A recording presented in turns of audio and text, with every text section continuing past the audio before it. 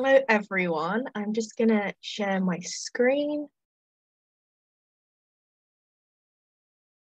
There we go. So yeah, thank you for that lovely introduction. I'm Rebecca and I run Powered Up Content, which is basically my copywriting services for small businesses. And today I'm going to talk to you about brand voice.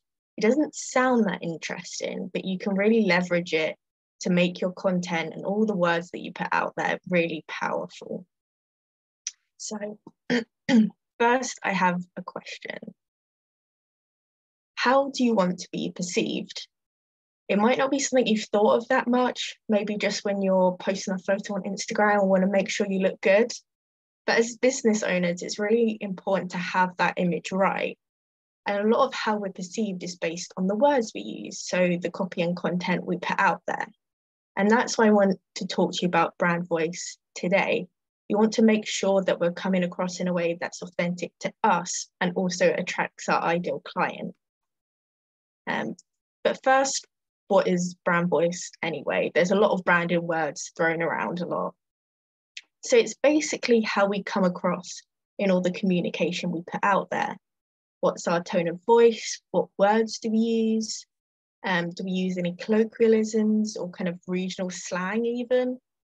How do we structure our sentences and what's the overall message and feeling we're putting out there? But don't worry if this sounds too overly complicated and like an English lesson. Mostly when we write for ourselves, a lot of it comes naturally. It's only when a third party like me comes in that we need to get into the nitty-gritty details. But having a general outline of your brand voice defined is something means you have something to refer back to make sure you're being consistent and really emphasizing what attracts your ideal client. For example, it would be really confusing if in one piece of content you came across super formal and corporate, and then in your next piece of content you were making dad jokes. Your audience would be like, I don't really know who this person is, what they're all about, how to connect with them. And that makes it harder to trust you, which we all know is needed for buying decisions. So that kind of has introduced why it's so important to have a clear brand voice. When we have a polished brand voice, showing up online feels good because it feels authentic to us, and it helps you to attract like-minded people who will then come to trust you as you keep showing up as who you really are and what you're all about. Your message will be a lot clearer because it's embedded in everything you share. And it's a great way to stand out too. There's a lot of people in your niche who are looking to attract the same kind of clients as you, sharing similar information. So you can really make yourself stand out by having that distinct brand voice. For example, instead of just doing a post where you share an industry statistic and then explain it a bit, you could use a case study of one of your clients that proves why that statistic is important. You're making it more you than just general information. So now you kind of get what I'm talking about. I'm going to get some examples up. These are Instagram ads, which I've randomly chosen, but Instagram has carefully created for me with the algorithm. And these are two quite different examples. So you can see in this one, it's relatively short for an Instagram ad. It gets to the point very quickly. It's focusing on those numbers, the 3 days to better SEO, the 3,000% more website traffic. It's kind of focused on the logic instead of experience or emotion. There's no, I did this and it worked for me. So this is a slightly more corporate sounding brand, which works for this person's branding. It attracts people who find that the kind of content they like to read. This example is quite different. You can see straight away there's colloquialisms in there, so dang hard. It would be weird if that was in the first example and had that caption, it would be disjointed. And then throughout this longer post, she talks about emotions and then follows up with facts. She references her own experiences to really relate and connect to the people she's trying to attract instead of taking that corporate standpoint. So you can see the brand voices are quite distinct there. They're both legitimate, they just attract different people and represent different people. So how can you use your brand voice to maximize your content? Here are some action points you can take away. It all first comes down to recognizing your brand voice so you can use it in your content.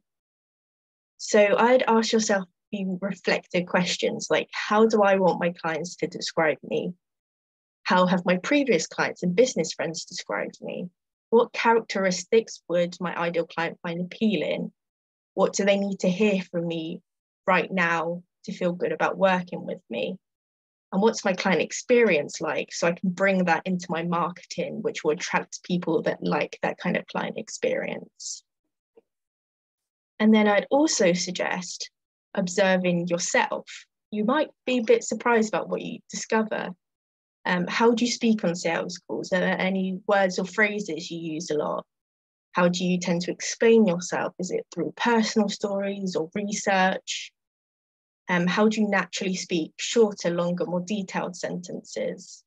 You could even decide you want to write about a certain topic, call up a friend, record the phone call, and then look back, listen back to it and kind of recognize your natural brand voice. Sometimes it's easier to voice things verbally because when we type things out, we can overthink it a bit or try to emulate other people because we've physically got to type it out. It's a different experience.